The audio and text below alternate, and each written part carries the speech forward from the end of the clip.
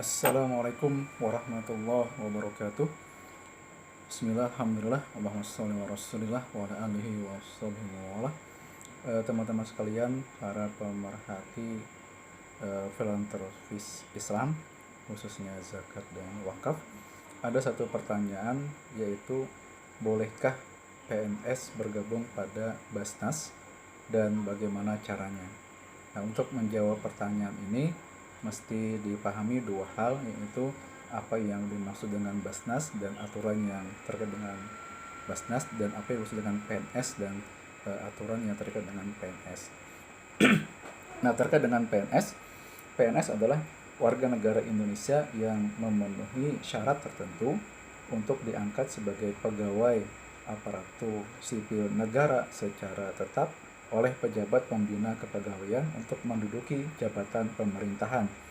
PNS merupakan bagian dari pegawai aparatur sipil negara, di samping pegawai pemerintah dengan perjanjian kerja. Ini terdapat dalam Undang-Undang Nomor 5 Tahun 2014 tentang aparatur sipil negara. PNS terdiri atas jabatan administrasi, jabatan fungsional, dan jabatan pimpinan tinggi. Ada aturan terkait dengan PNS, yaitu diberhentikan dari jabatan administrasi, jabatan fungsional maupun jabatan pimpinan tinggi apabila 1. Mengundurkan diri dari jabatan, 2. Diberhentikan sebagai PNS, 3. Diberhentikan sementara sebagai PNS, 4. Menjalani cuti di luar tanggungan negara, 5. Menjalani tugas belajar lebih dari 6 bulan, 6. Ditugaskan secara penuh di luar jabatan administrasi, fungsional maupun pimpinan tinggi. Kemudian 7. Terjadi penataan organisasi, atau yang ke-8 tidak memenuhi persyaratan jabatan. PNS yang diberhentikan itu dapat diangkat kembali sesuai dengan jabatan administrasi atau jabatan fungsional yang terakhir apabila tersedia lowongan jabatan. Ini terdapat dalam PP Nomor 11 Tahun 2017 tentang manajemen PNS.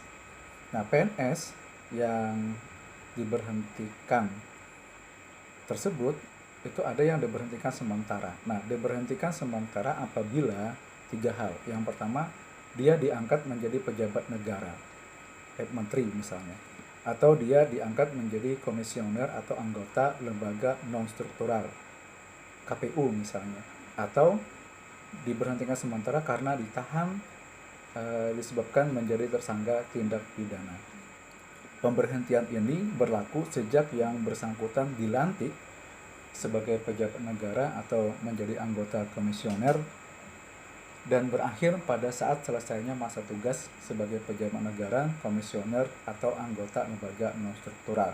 Selama diberhentikan sementara, tidak diberikan penghasilan sebagai PNS, karena jabatan yang ada itu juga mendapatkan penghasilan yang bersumber dari APBN atau APBD. Diaktifkan kembali sebagai PNS apabila tersedia lowongan jabatan.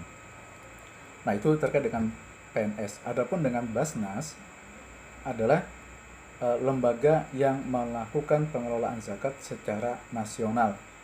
Kemudian pengelolaan zakat itu apa? Yaitu kegiatan perencanaan, pelaksanaan, dan pengordinasian dalam pengumpulan, pendistribusian, dan pendayagunaan zakat.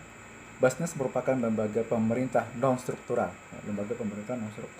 yang bersifat mandiri dan bertanggung jawab kepada Presiden melalui Menteri.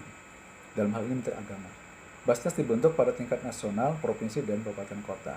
Basnas dibiayai oleh APBN, APBD, dan hak amil. Nah, ada 3 Basnas RI pusat, ya.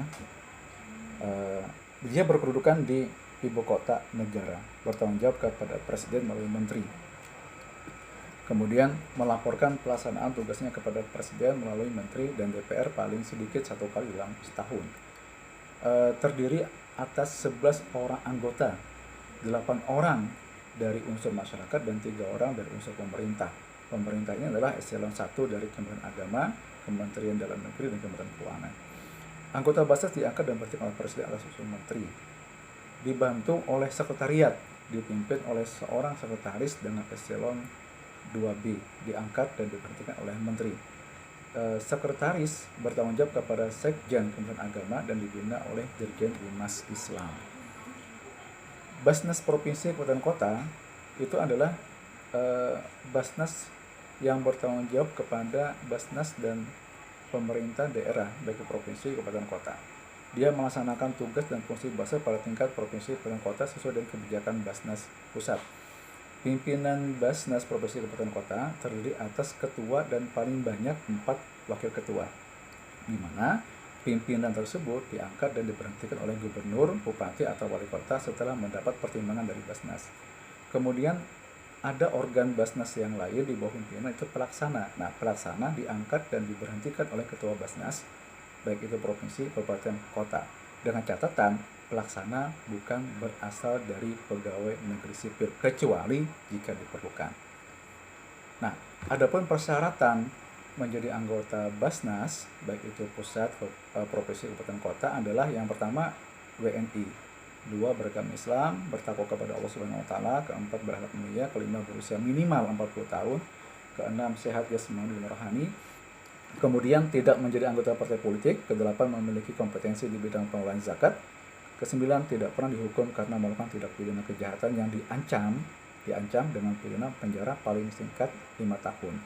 Nah, dalam Undang-Undang Nomor 23 Tahun 2011 tentang pengelolaan zakat tidak ada syarat bukan PNS sebagai pimpinan atau anggota Basnas.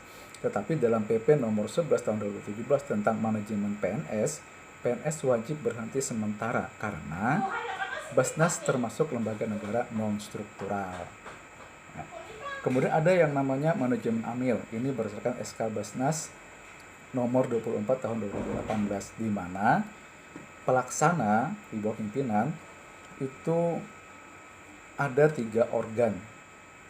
Yang pertama adalah Satuan Audit Internal, yaitu organ yang bertanggung jawab langsung kepada ketua. Tugasnya adalah melakukan audit secara internal atas kegiatan pengelolaan, pendistribusian, dan pembiayaan zakat.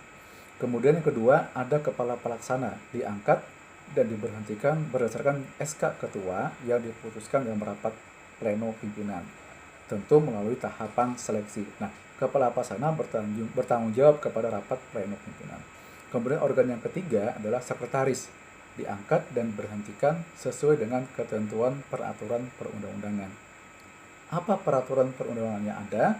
Yaitu ada surat Sekretaris Jenderal Kementerian Agama RI yang menyatakan bahwa penugasan PNS pada Basnas Provinsi dan Basnas Kabupaten Kota sebagai pelaksana teknis dan satuan audit internal, dengan catatan gaji dan tunjangan kinerjanya dibayarkan oleh Kementerian Agama tempat asal PNS, jadi tidak boleh mendapatkan penghasilan dari Basnas.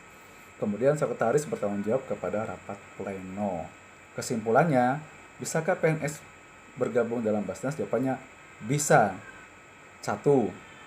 Jika dia adalah anggota Basnas RI, yaitu PNS atau sebagai pejabat pada Kementerian Agama, Kementerian Dalam Negeri, dan Kementerian Keuangan, itu ex officio. Yang kedua, PNS bisa bergabung dalam Basnas jika dia merupakan pejabat pada Sekretariat Basnas RI, ya, yaitu sekretaris dengan eselon 2B, kepala bagian eselon 3B, dan kepala subbagian eselon 4B. Yang ketiga, pimpinan bisa PNS bergabung dalam Basnas sebagai pimpinan pada Basnas Provinsi, Kabupaten, Kota dengan catatan wajib berhenti sementara dan selama itu tidak boleh menerima penghasilan sebagai PNS. Yang keempat, PNS bisa menjadi pelaksana pada Basnas Provinsi, Kabupaten, Kota dengan catatan 1. Dia posisinya sekretaris atau satuan audit internal.